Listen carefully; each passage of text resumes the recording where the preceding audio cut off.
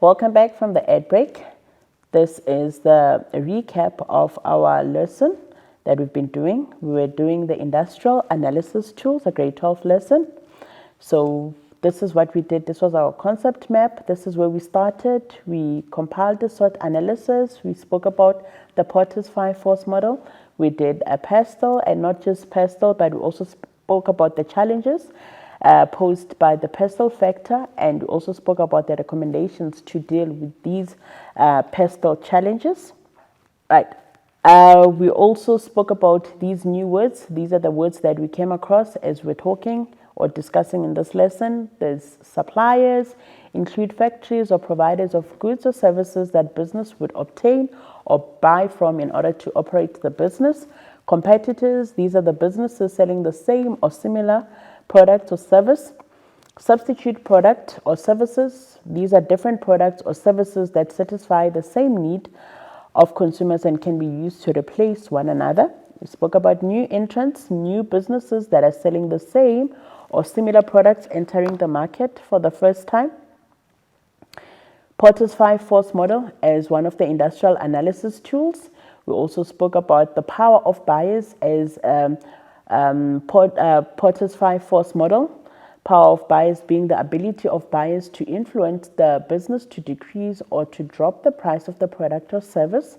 Spoke about the power of competitors, spoke about the power of suppliers. We spoke about the threat of substitution, which is the ease at which the product or service of the business can be replaced by cheaper or inferior alternative. Now let's look at the common errors. These are the errors that learners normally make.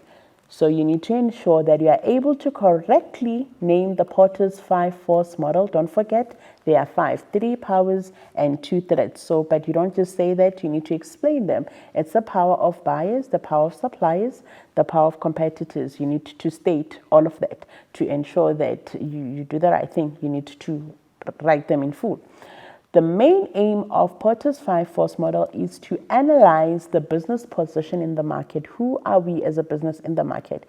This is more of a research study done by the businesses. So you need to understand that.